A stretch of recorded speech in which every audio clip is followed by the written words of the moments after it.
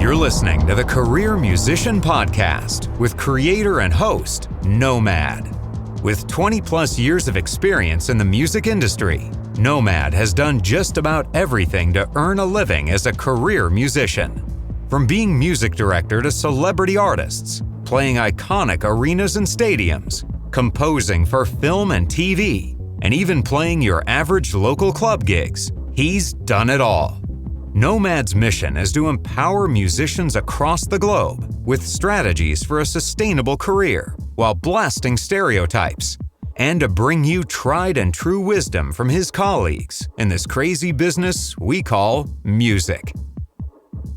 On this episode of The Career Musician, we have a career choreographer, dancer, and educator, Miss Maisel Elkin. And as Maisel puts it, she is a career choreographer, dancer, and career musicians are some of her best friends. With TV series credits like Younger, The Marvelous Mrs. Maisel, Young Sheldon with Jason Alexander from Seinfeld, and Gilmore Girls, that's just the tip of the iceberg. Southwest Airlines for a web spot. Her theater credits include The Goodbye Girl, Broadway to the Rescue, Hunchback of Notre Dame, Sister Act the Musical. The list of credits literally goes on. Boston Public, Joan of Arcadia, Ally McBeal, Charmed, American Idol, Third Rock from the Sun, That 70s Show. Oh my goodness, Maisel has done it all. And here's the best part. She talks about the parallels of working in her business and our business. After all, music and dance go hand in hand, don't they? Listen to Maisel talk about it right here on the TCM podcast.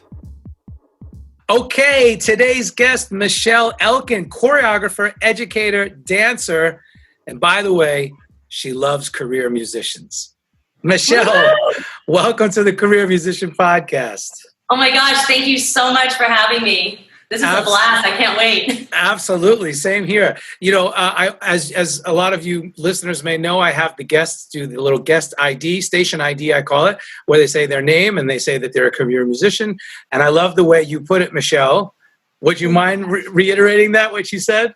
I will try. I was like, hi, I'm Maisel Elkin. I'm a career choreographer who loves career musicians. Bam. I love that. That is so awesome. So Maisel hit me up a couple years ago online, and she complimented me on the platform, and you commented at how our paths, our career paths are so similar. And I just couldn't resist having you as a guest. You know, my wife even reached out to me. She said, hey, by the way, did you see that message that you got from the dancer? I was like, yeah. She's like, you should interview her. I said, yeah, it just makes sense. Because that's amazing. You know, what we do is it's all one and the same, basically.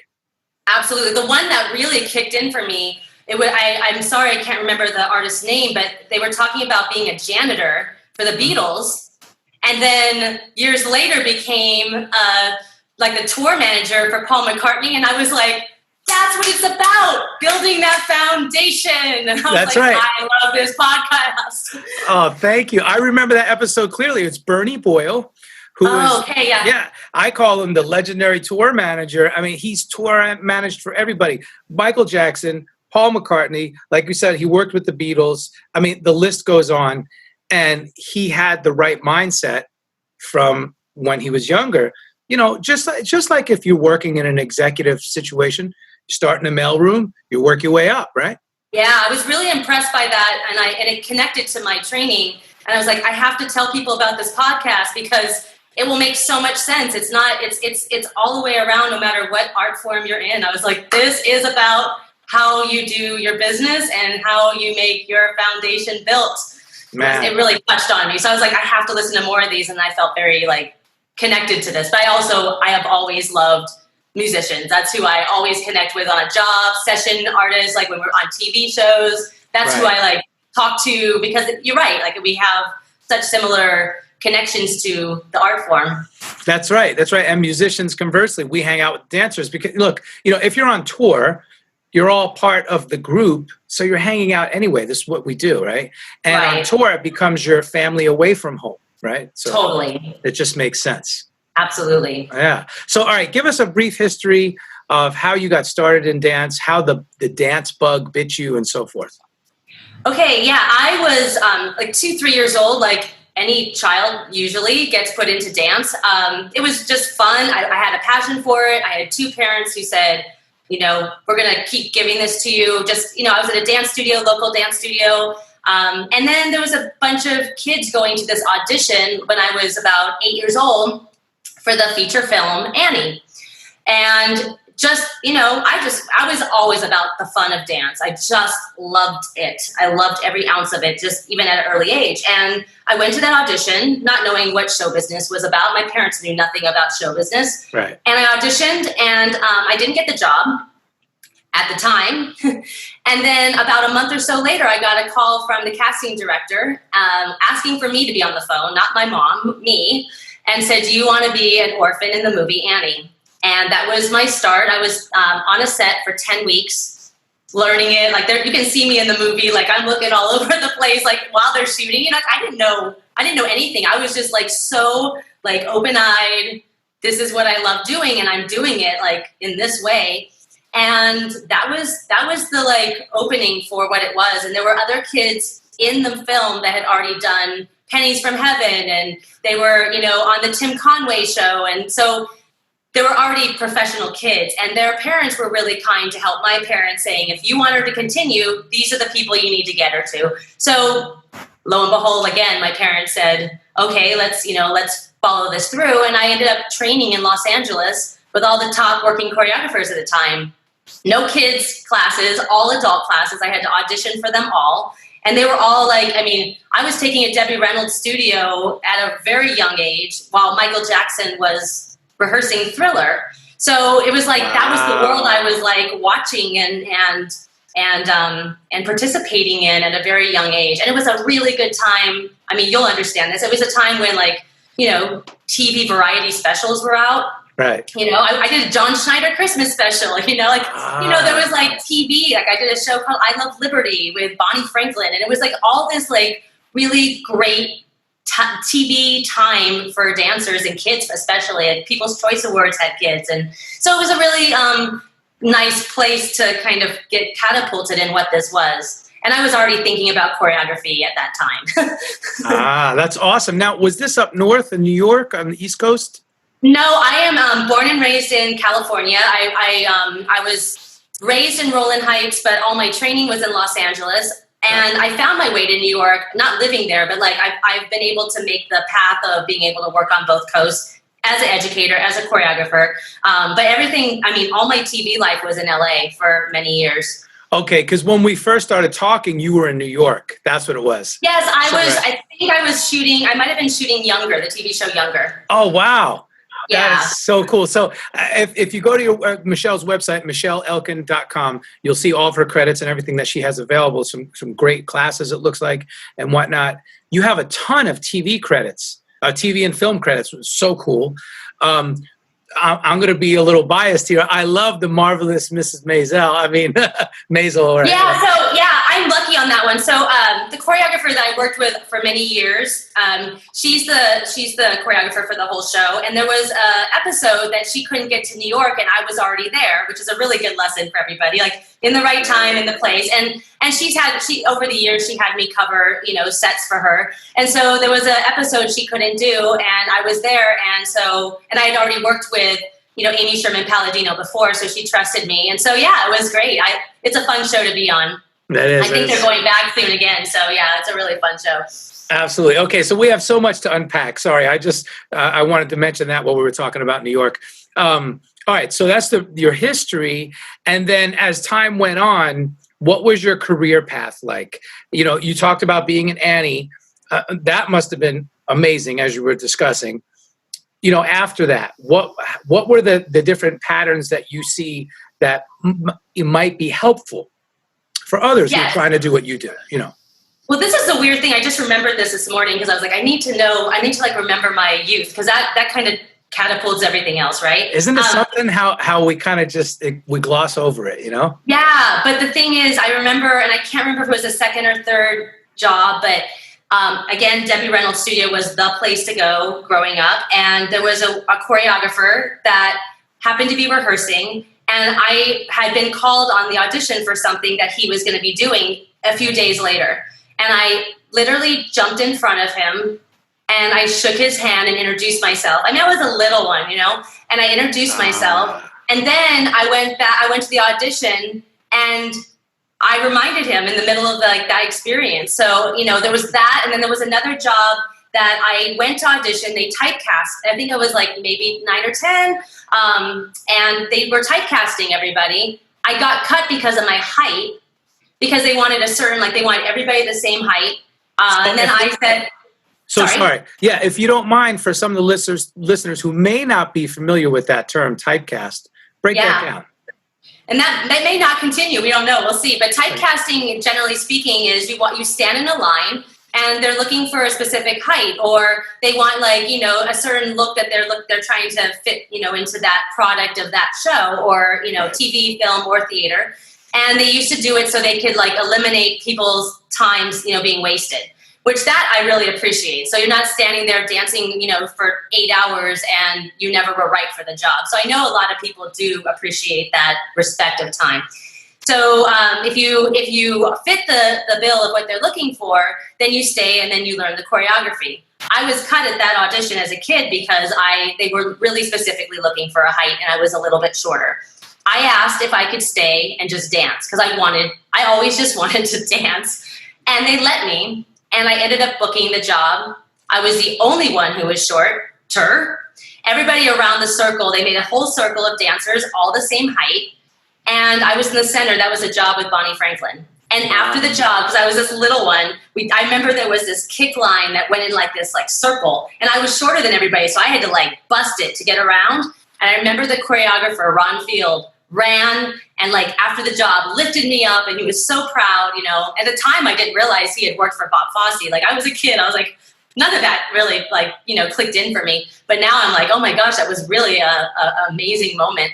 But yeah, I just I think what the steps that you were asking is, I just was doing it for fun. And then I realized as I started to learn how important it was to kind of find those circles of people you wanted to work with. I ask people all the time, what do I need to do? I really want to work with you. That was always my initiation. That's perfect. So I noticed 3 things here. First of all, your tenacity to go up and talk to these directors, producers, other, head choreographers, say, hey, please, I just want to dance. Put me in. Let me show you what I can do. That's huge. Yes. Oftentimes I find that we might not always have the self-confidence to do that. So that tenacity is very important. You would expound on that and agree? Absolutely. Absolutely. And I wonder if it was the naivete of being a kid. Yes. So, and then that practice of realizing that, you're not, I never was obnoxious, or at least I don't think I was obnoxious about it. Nobody ever seemed to feel that way. But I realized that it worked. If you say you want to do something, or there's something somebody you really want to work with that you admire, there's nothing wrong with telling somebody that. I can't imagine, if somebody came up to me and said, I really want to work with you, Michelle, that would make me feel really great. How would you, it's not coming from a bad place. You're going, really? You care enough about my work that you want to find a way to work with me? So I think the difference of that confidence really has helped me. Even now, and yeah, I'm not going to say that's every single time in my life. Everybody goes through those ups and downs of insecurity. That's human.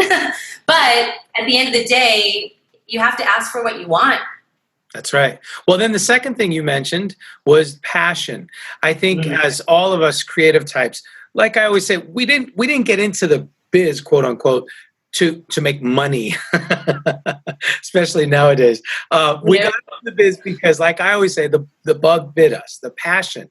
And we have this passion and we let the passion lead, which is good in the beginning especially. The problem is the passion could only take you so far. At some point, you're going to have to subsidize that with knowledge and education and skill. Yes. Talk about that, because you mentioned the passion, brought you in. Yeah. So, physically for me, I still am not. I've never been, flexible. Like dancers, if you think about the traditional dancer, their legs go up to their head, and there's just that kind of mobility physically that I never have had. Really? No, I never had it. So my passion, but what I learned is I learned how to use my legs. I learned how to make pictures and be able to, in ballet, that's a different thing. Like I was never wanting to be a ballet dancer, but what you have to do is you have to time it out so that the energy is still at the same time, right? So for me, I was like diving in deeper to where other things that I connected to. And that's where I think the passion got me through, because I loved the art form. I loved taking class. I was obsessed with taking dance classes, like 5-6 classes a day. And I was fortunate. I had parents who would drive me and wait for me to do my dance, singing, and acting classes.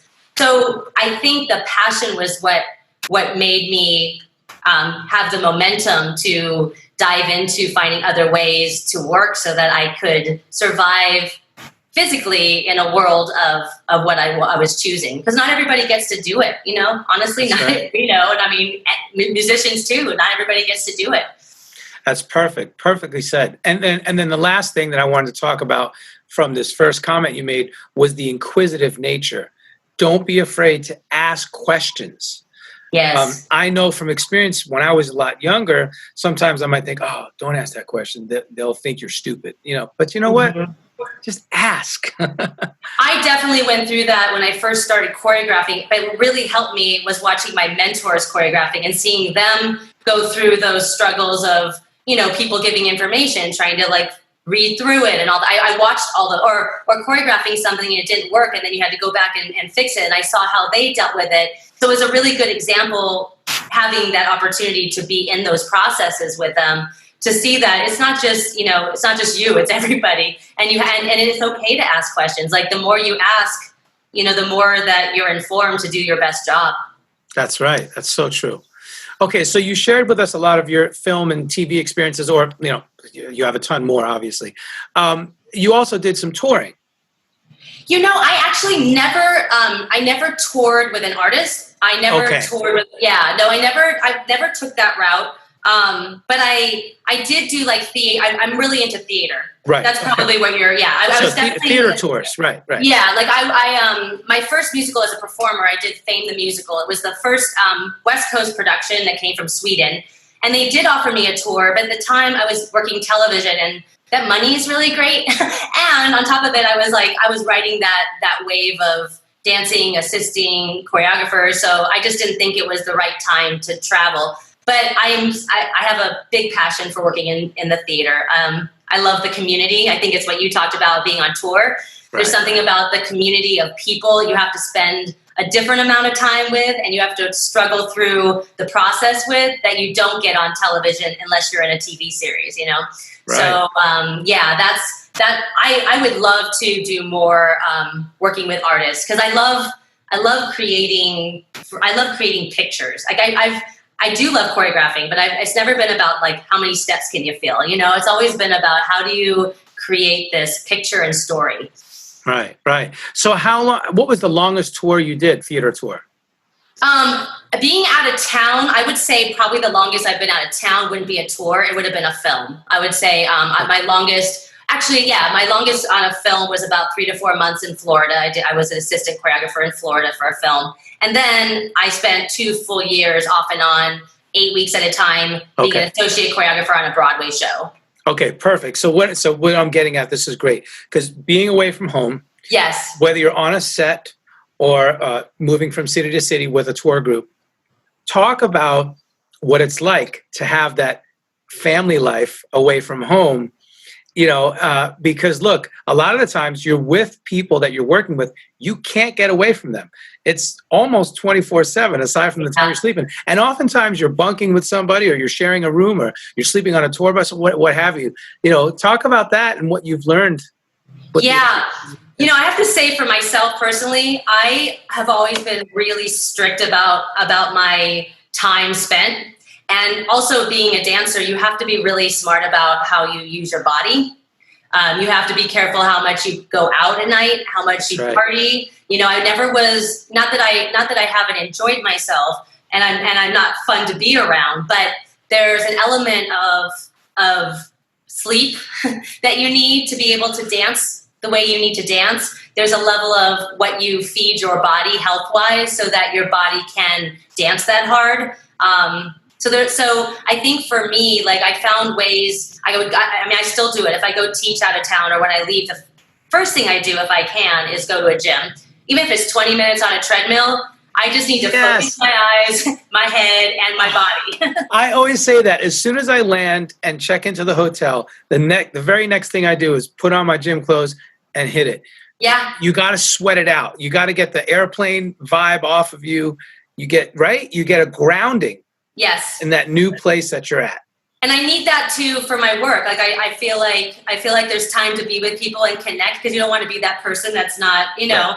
But there's also a place where you need to focus so that, and I've always been a serious focused worker. Some people, if they mess around, then that's their best work. For me, I've always needed to be into that zone so that I'm prepared, I'm ready. I just like to be prepared. It's the perfect segue, because this is what I was going to ask you about next is, health and lifestyle, especially when you're on the road. So that's one of the things you do. You hit the gym immediately. As you know, traveling is difficult with keeping a good diet, and not even a diet, just good, healthy nutrition. What are some of the tricks you've done over the years? Yeah, especially the airplane food. That's really hard.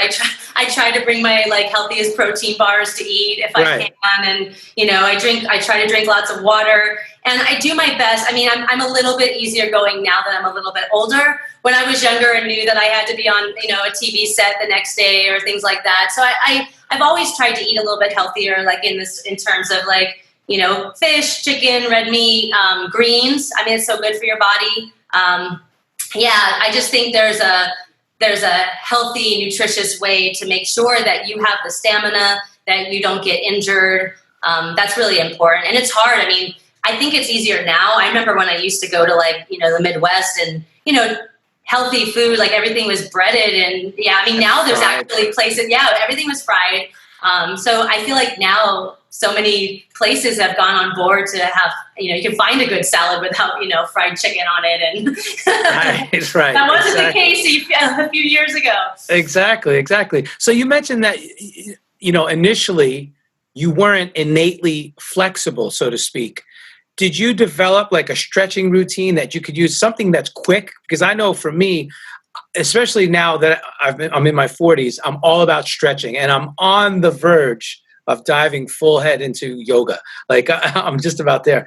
Have you developed a little stretching routine that you like to use? Yeah, I still honestly take class when I can. Okay. But I always stretch in my own classes. But when I was growing up, I did a stretch called the wall stretch. That's what we just all call it, the wall stretch. And you lay on your back, legs up to the ceiling, open your legs on the wall. And I would sit there for an hour. I would take a hot bath, sit for an hour. And that was major for me. And as much as I fought the ballet bars and stuff, it also was really good for my body. So I stretched and I really achieved a lot because I was diligent about it. I just didn't have it took the effort and the work to make that happen. It wasn't some people, have that naturally, and there's other things they can't, connect to. For me, it was always the emotional connection opposed to the physical connection. And do you think a quick 5-10 minute stretch routine is helpful throughout the day? So good for your body. I think it's good for your body. I think it's just good. Even if you're not a performer, as a human being, that's what I'm thinking. Yeah, it's so healthy. I think at any age. I have people that take my class that are in their 60s on up, and they're still taking class. You would never know. I think it also keeps you young. I think it physically keeps you, that movement. I think it's important. I mean, I don't look like my age, so dance has definitely done good by me. Absolutely. Absolutely. I can attest to that. So, but I don't even know your age. You just look great. So let's talk about the etiquette of what you do. So with musicians, oftentimes, obviously, anywhere you work, there's always like a little protocol, right? An order, if you will. It's the producer, the director, and then on down. The music director, then the musicians, and so forth. With what you do, it starts with the choreographer, or I guess it depends on what type of medium you're working in. Yeah, it depends on the medium. But there's always, I mean, TV, film, and theater is the same idea. Producer, director, choreographer, right. Assistant or associate choreographer, and then the performer. So I think it's very similar. That's why I think when I have conversations with musical directors or musicians, the same mentality is very much there in terms of that. Right. When you're in the role of performer, let's talk about that etiquette first, because I think that's the most important. I think it's smart for us to remain extremely humble. Mm-hmm. And I always say, eyes and ears wide open, mouth shut, right? 100%. 100%. The thing is, as a performer, your job is to facilitate the work. Right. You don't have an opinion. That's right. Unless there's something that, goes against your moral ideas, that's different, or you're treated in a way that's disrespectful, and not meaning like somebody yelling at you because you're not doing a step because you didn't do your job. I mean, like, disrespectful. Right. But other than that, your job is to fulfill the function of whatever the work is. And so, yes, you don't have an opinion of, I don't like that, or, have attitude about the work. I've done a lot of jobs that were step touch, and I did a lot of jobs that were like crazy amount of tricks and dancing. Everything has value. And I think that you can't forget that. But I also think as a choreographer, you can't forget where you come from too, because all that experience of how you're treated one way or the other is a really good lesson of how you want to be yourself. Right. Well, I think it's the people who start from the bottom and work their way up, they make the best leaders, right? Because 100%. we understand the whole process. Yeah, you have to. Absolutely. So now you said you've worked as an assistant choreographer and a choreographer, of course.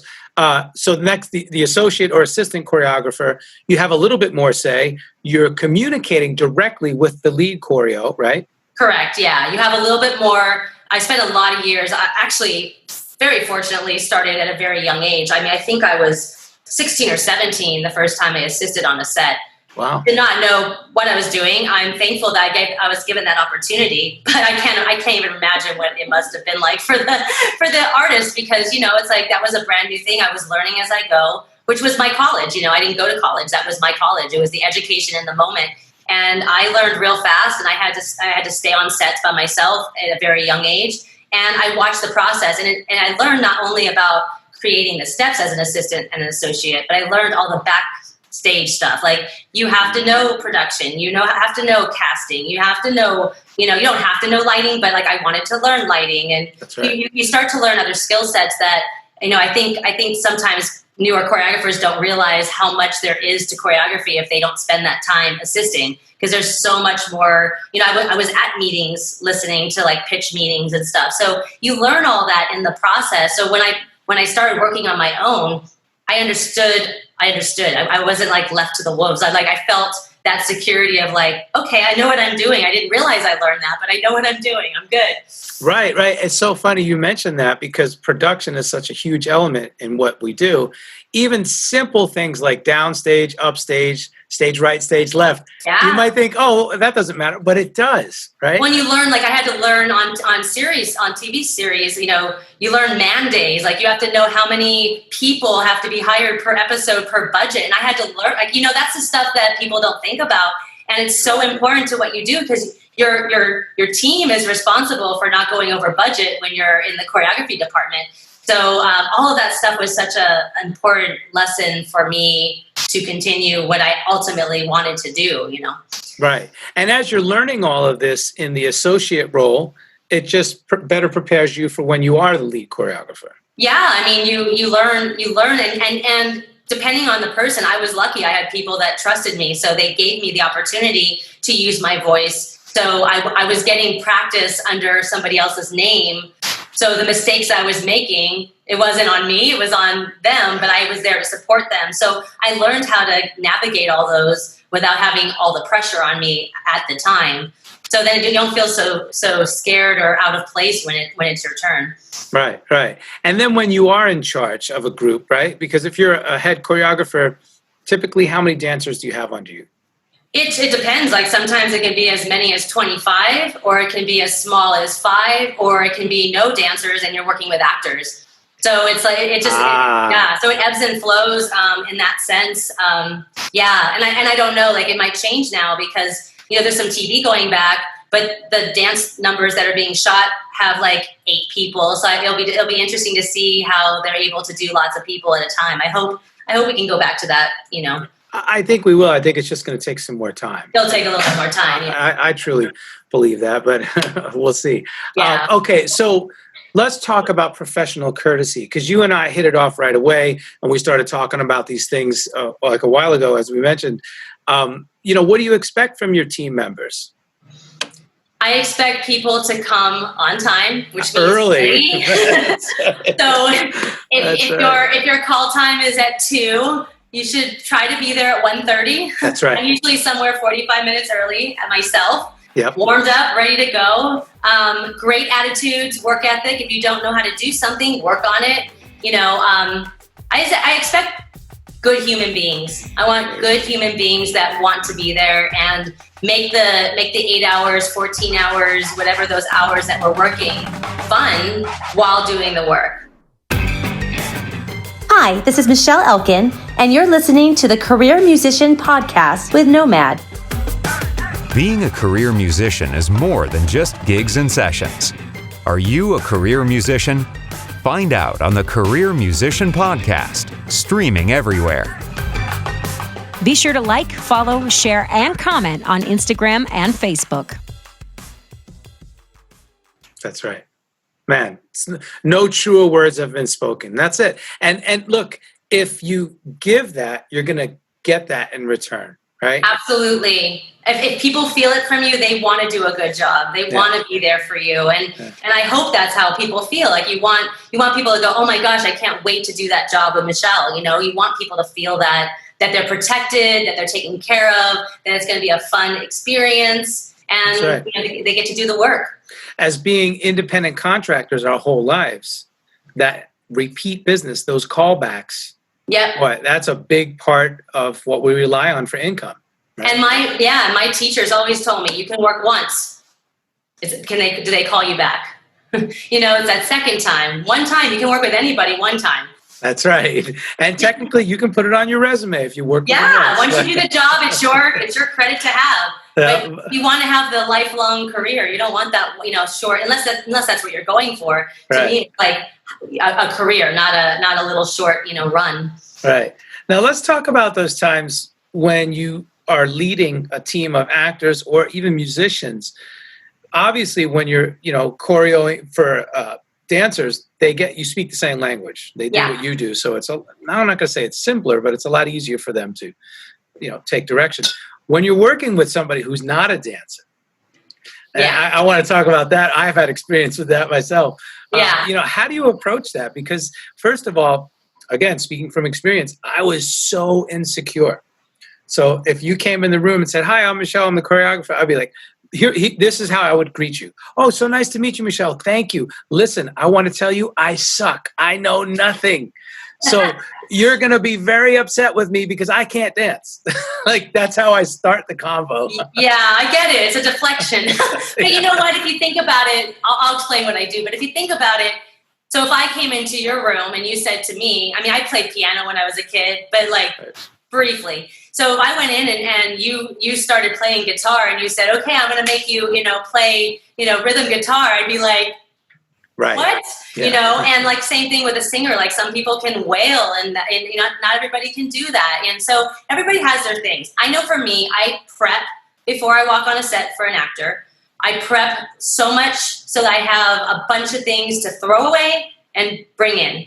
because I don't want to be there. I always prep, but I don't want to be there with like egg on my face while somebody else is struggling. Mm-hmm. And then I try to work with each individual because everybody's got their own version if you let them be. Mm-hmm. Everybody, no matter how somebody feels, no matter how they feel like they have a left foot or a right foot, at the end of the day, everybody has their own version if they let themselves naturally just do it. Because most of the time, actors are not looking, people aren't looking for actors to be the dancer. They're looking for actors to dance. So I try to create with them, with my concept and material, not worrying about my steps so much, but making them look good. Whoever that is. Musicians, I mean, it's the thing is, musicians understand it when they let themselves have it because there's a musicality naturally. Not every actor is connected to music necessarily. Right. But I get it. I've walked on sets and had people say the same thing in different words. I totally, and that's a way to make it open game so that everybody can work together in a positive way. Full disclosure, right?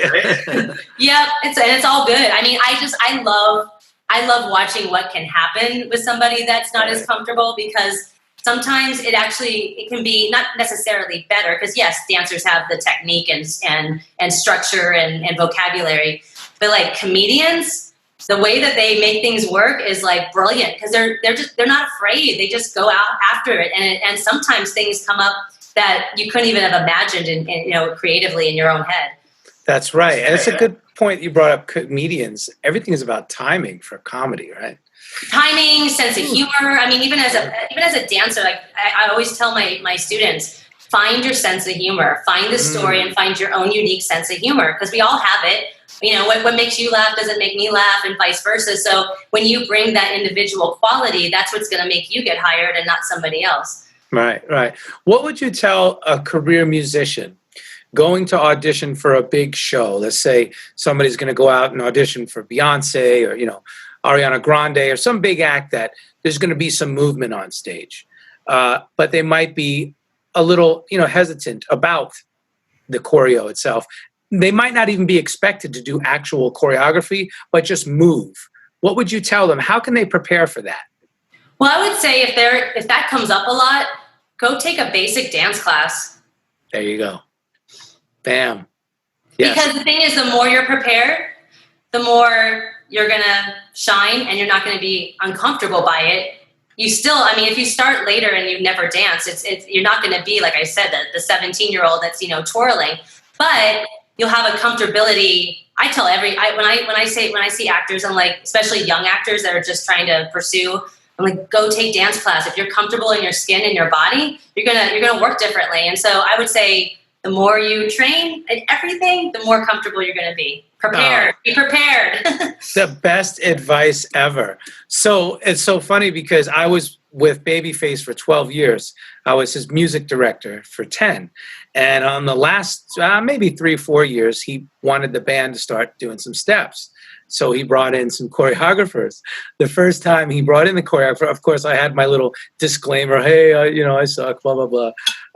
But very interesting because I knew early on in my career that I never wanted to dance. I never even wanted to try out for the type of acts that would require that. Right. However, because he and I had such a great relationship and working rapport, I respected him enough to say, you know what, I'll do that. I will step up to the plate and do it. And it was one of the biggest challenges that I've ever had to face in my career. But like you said, how comedians just do it head on and, no regrets, don't look back, and don't worry about what people are thinking. That was the biggest thing. Once I got over that hurdle in my own mind, then it was fine. Did you do better? Did you finally get to the place where you... Absolutely, I did great, and to the point where all the guys in the band, if they voted, they would be like, the most improved would be me, like. That's amazing. It probably added a really good level of, movement, especially. I always think like horn players that have movement and stuff. Like there's some coolness to that. Yeah, but my first reaction was like, man, I'm a musician, not a dancer. That's my, I think a lot of musicians feel like that. That's your knee-jerk reaction. This is a bunch of crap. I'm not doing that. But then when you sit back, you zoom out a little bit, and that's my whole point. If you're a musician and you are dealing with this, zoom out and think, okay, what does the artist want? What are they going for? There has to be a reason. They're trying to make the show better overall. Yeah. And let me tell you, my wife was the first one to say, "Oh my gosh, it looks amazing. You guys did such a good job." Again, she's looking from the outside. Sometimes when you're on in it, you're in the inner workings of it. Yeah, it feels awkward, but you get over it. So I love the fact that you say, even if you're not going to be a dancer, go take a class. Yeah, it'll just make you feel comfortable. And you got to find the right people. You got to find the place that you feel the safest to explore that. But I can tell you as a viewer of a live concert, I'm always looking at all the details. I'm looking at how the lighting is done. I'm looking at all the musicians and seeing, I love watching musicians play because to me, it's the same passion I feel when I dance. And without music, there is no choreography, right? I mean, you can do spoken word, but I can tell you even if I do a poem that's spoken word, I'm still thinking in rhythm. So without music, there's nothing. And so I always look at how somebody's playing guitar, how somebody's playing piano, how somebody's drumming, because that energy is like, that's the layers. It's so cool. That's right. So cool. All right. Awesome. Shifting some gears here.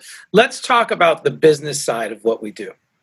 I'm a huge advocate for developing a good sense of good business acumen, right? Yes. Oftentimes creatives say, "Oh, I suck at business. I don't know marketing. I don't know budgeting. I can't do this. I can't do that." But I always like to reframe it. No, I might not be familiar with that at this point, but I'm going to sit down and learn it. Yes. If I can't learn it on my own, then I'm going to seek help. Nowadays, we have the power of the interwebs, right? So you could really learn anything. Yes. You just have to apply yourself. Yes. So talk about negotiating, branding, budgeting, scheduling, things like that. Yes. I learned very young how to read a contract because you have to. You don't sign a contract without reading it. Union contracts, SAG, AFTRA, equity, any, musician contracts. You have to read and you have to learn how to read and sign. I never early on had to worry about negotiating contracts because I had agents that did that for me, but still you have to be responsible. I learned at a young age to learn that information. I would say I probably wasn't as good of the business side of it when I was younger because it was all about the art part of it. But you have to learn. You have to learn. You have to be in control of your own self. Your agent does 10% of the work and you do 90% of it. And the agent gets 10%. They're responsible for helping you, but they are not responsible for your career. So I learned that at a very young age.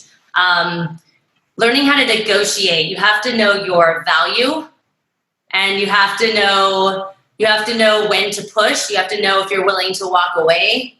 And then I've always thought of it as looking at what is the financial gain, which means that it could be a money financial gain. It could be a relationship financial gain, or it can be an educational financial gain. And everybody's in a different journey of that. When I was younger, sometimes it was worth being in the room with the choreographer because I wanted to learn from them. And sometimes I may not have gotten paid or gotten that high budget that other people would have.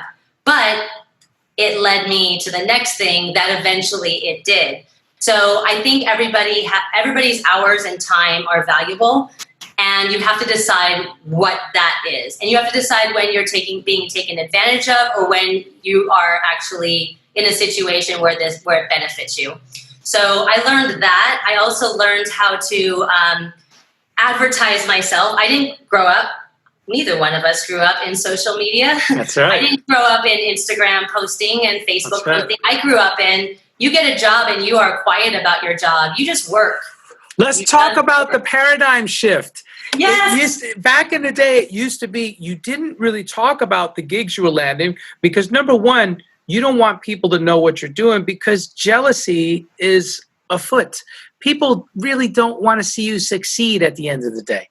Number two, you don't want them knowing your resources, how you got the gig, right? Yep. And now it's the complete opposite. Yeah, and also, like, you didn't, you're with your friend, you're auditioning, they're not getting it. Right. And now they're seeing you got it. Like, it just was a time where you just didn't, brag about your work, you just did the work. And now, if you don't post it, people think you're not active, you're not working, you're not valuable. So finding that balance of how, I hate using the word branding, even though I know it's a popular thing and you have to do it. I think of it more of how do I make my work be seen and known well enough that somebody will at least pay attention.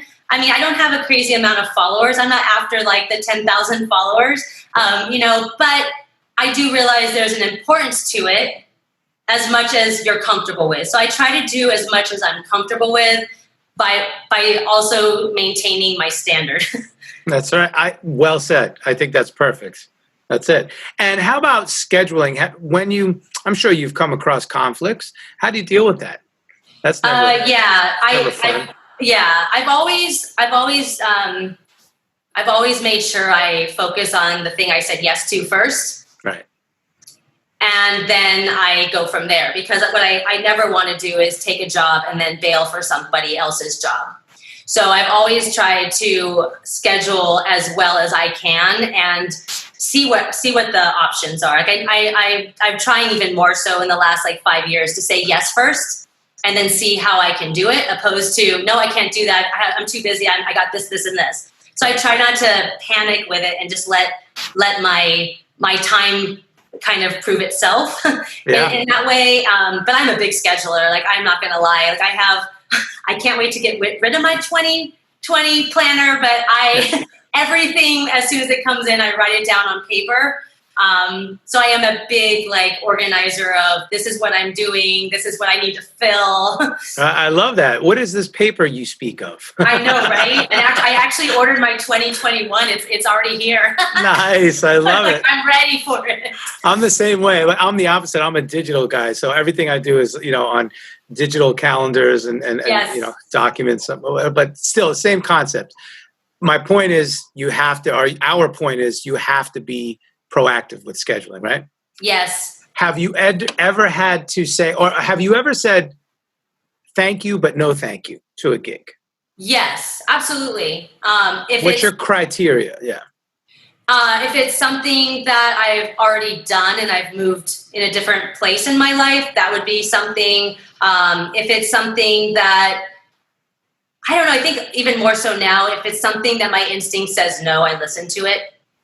I really go by instinct. If it's something that excites me and I feel like it's going to be something that is, I always check to see if I'm scared of it or I just don't want it. And then I really listen to what it makes me feel. Things that excite me, I'm like, yes, I'm in. Things that I'm like, something does not feel right. It's not worth that feeling. Absolutely. Absolutely. And have you ever had to sub on a gig? And what's subbing like with dancers? Because I know musicians, oftentimes we sub out. We say, oh, you know what? I can't make it, but if you grant me the permission, then I can fill this spot with so. Yeah, I don't think it works that way so much in dance. It's either you have the job, if you can't do the job, or somebody removes you from the job for some reason, then they would just hire somebody else. But usually, maybe sometimes in an assistant situation, if there's an assistant that would be on a job and it was a week-long gig and they weren't available for a few days, maybe somebody else would be hired in those days. But usually I understand what you're saying. Right. Theater musicians are always subbed out. Absolutely. But not so much in the dance world. Okay. That I can think of. Well, no, that's very interesting because that is something unique to you guys as well as the fact that you have agents. That's also unique. Yeah. We didn't always though. Okay, let's talk about that because musicians don't have agents. Yeah, no, they don't. Yeah, it's pretty rough. So let's talk about that. And I think, look, I've heard horror story, agent stories. Oh, my agent is worthless. They never get me work. But then I hear, oh, my agent's great. So. Yeah, there was never a dance agent until I was 14. Everything was in trade papers. So Variety, Backstage West, word of mouth. Being in a class and a choreographer is hiring. And then there was the first dance agency when I turned 14. And then it just blew up from there. And there's about 5 or 6 dance agencies out here.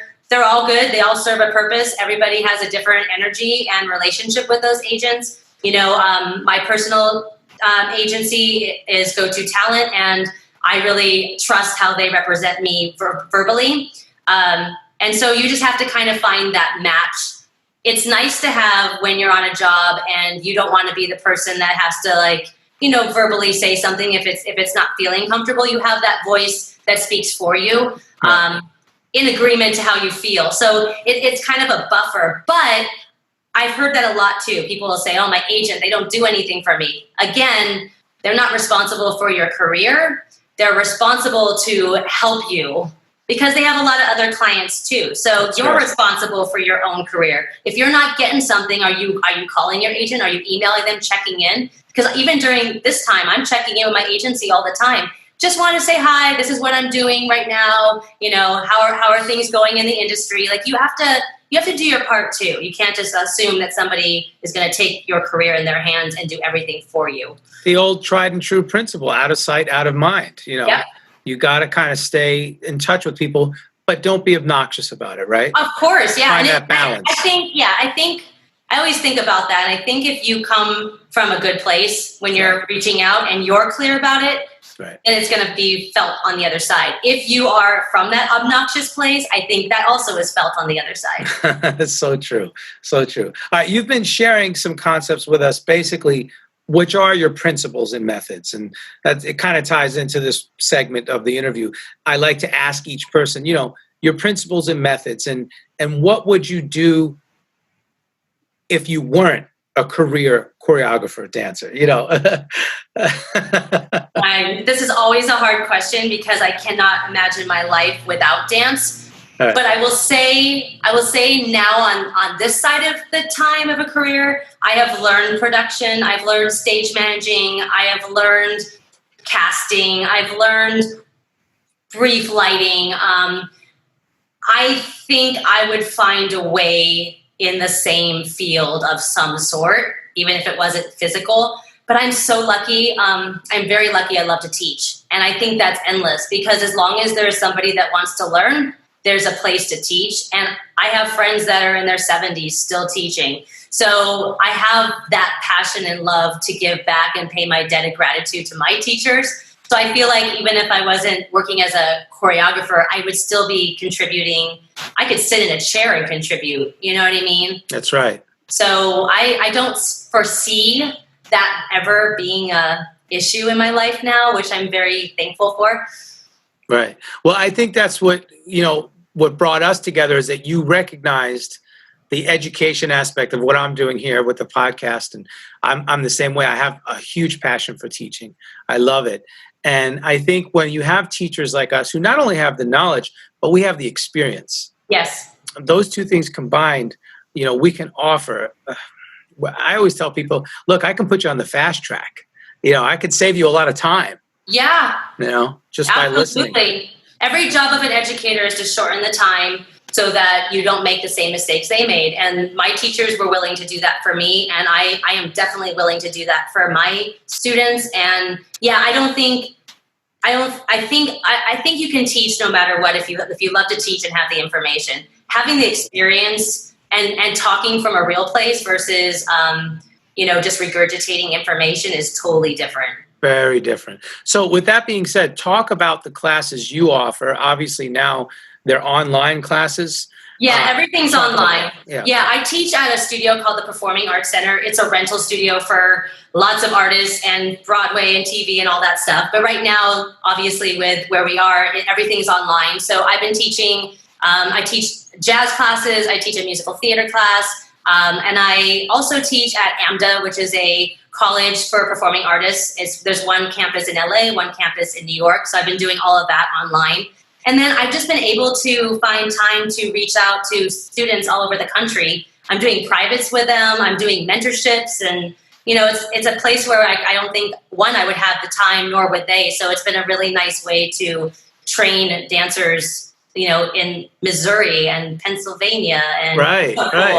The best way to ask about your online course is just go to your website, basically? Yeah, if you go, or you can follow me. There we go. Follow me on Instagram. Follow me there. Hey. At Michelle Elkin. And I always post about my classes. So, yes, you can find it there for sure. That's awesome. Hey, something before I forget, looking at your website, SAG-AFTRA. Let's talk about being a union member, because I was always a huge proponent of the musicians union. Not that I've gotten work from them. They never gave me work. Yeah. They don't act like an agent. But what happens is they advocate for the performer in such a way that, is set up for our success. So talk about that. Yeah, is it AFM for you? AFM, yeah, American okay. Federation of Musicians. Yes. But I've also been a SAG-AFTRA member because I've done certain TV dates. Of course. Yeah. SAG-AFTRA, same thing. I mean, you don't get work from being, they don't search out work for you. Right. But the contracts always protect you.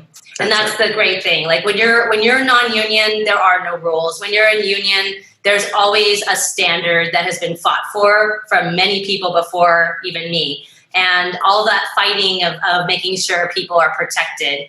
And so from that standpoint, being a union member is great.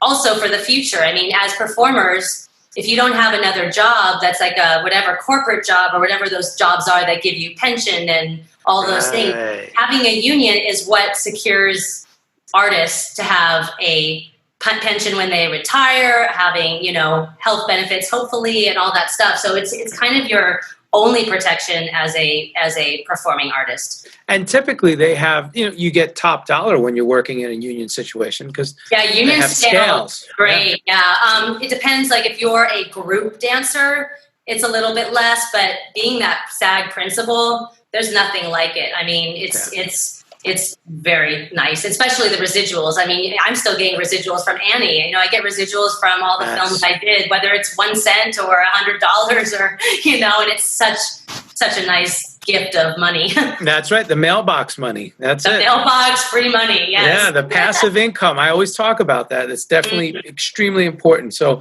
do yourself a favor, listeners out there, if you're not familiar, check out SAG-AFTRA AFM.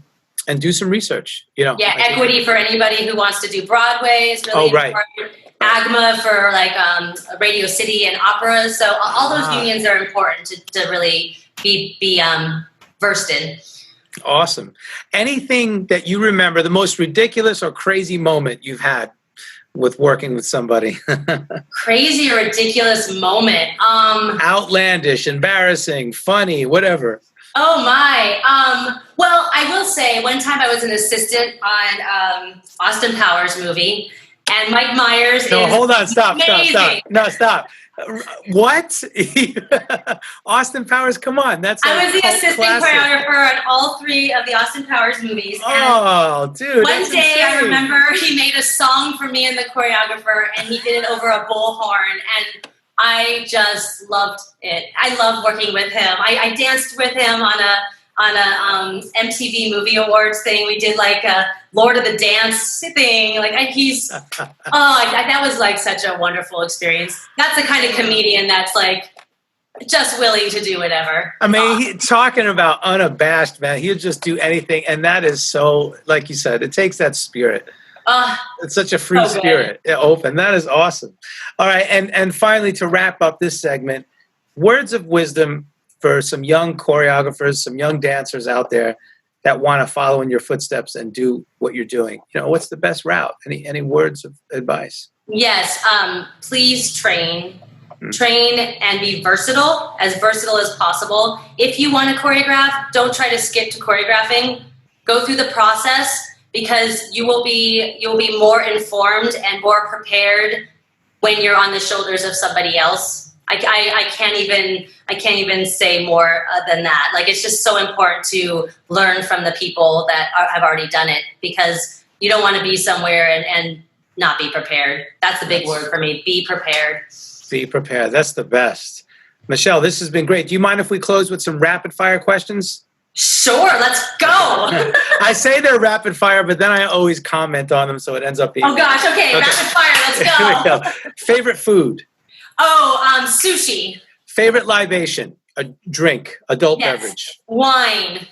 White or red?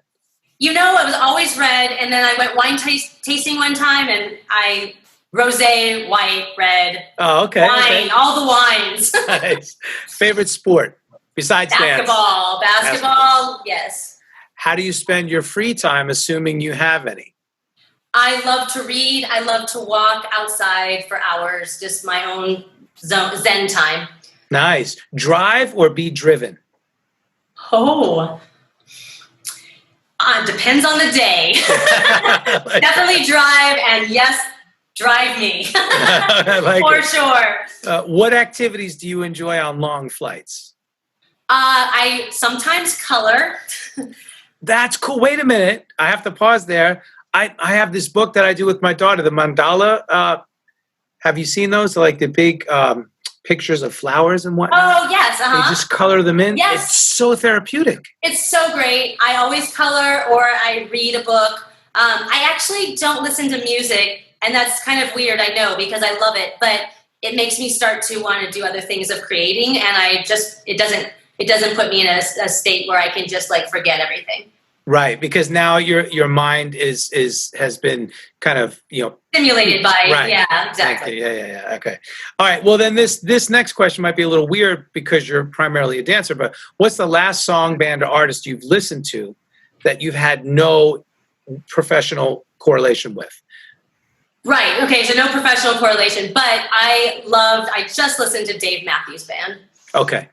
And you've never choreographed something for Dave Matthews? I have never. Oh my gosh, I would like love to though. That's awesome. Oh my gosh, that would be a dream. So the dancer that changed your life, when you saw this person, you were like, oh my gosh, I have to do that.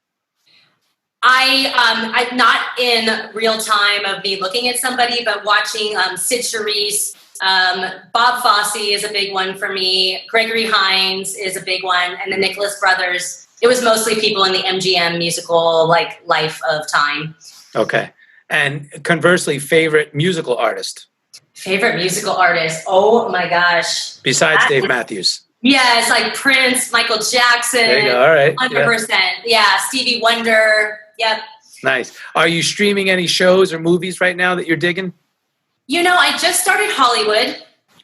I loved it. I love it. I won't spoil it. Yeah. Don't spoil it. I'm on 4th episode. Yes, I love Hollywood. I've just been catching up. I just watched Little Voice on ABC, not ABC, Apple Music Plus, the Apple Plus station. Oh yeah. Cool. All right, shopping online or brick and mortar? Used to be brick and mortar, and now it's online. Right. Exactly. I can do so much damage online. That's true. And you never see the money exchange hands. No, it gets delivered dangerous. to you. I'm doing Instacart pickup too. I love it. Oh man, I haven't done that one yet. All right, and finally, your dream collaboration. It could be anybody, dead or alive, doesn't matter. Okay, I would love to work with somebody like Steven Spielberg or Barbra Streisand, but I want to create from the ground up a new Broadway show. That's where my head is, and nice. Yes, it's just out there in the universe. In the ether, are you writing some concepts now? I am not writing it. I want to choreograph. I want the right project to come up that I can collaborate creatively as a choreographer and with the composer, etc. That's so cool. Well, I would love to compose for a Broadway show. So, that would be amazing. Yes. Let's put it out in the universe. Let's do it. Amen to that. Michelle, you have been awesome. Oh my gosh. Well, thank you for having me. I'm so excited to be a part of this. I think it's an important podcast for many people to listen to. Absolutely. Thank you so much for being a supporter and now a guest. And nothing but the best to you. Thank you. You too. Blasting the stereotype of musicians. Follow us at the Career Musician Podcast. Want to learn more about a particular topic? Tag @TheCareerMusician and use #CareerMusician to let us know what you'd like to hear.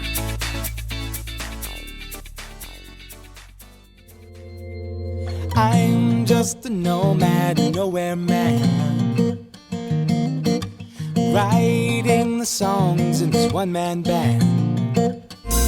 A nomad, yeah, I'm a nomad.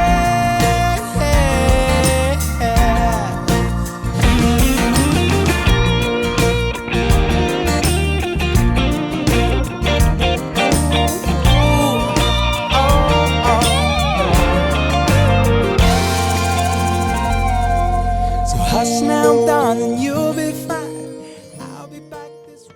Hey, this is Nomad, host and creator of the Career Musician Podcast, and I am thoroughly stoked to be an official member of the Pantheon Podcast Network. Pantheon Podcast Network is the first of its kind as an all-music-based podcast collective. Please be sure to check us out at pantheonpodcast.com for more info.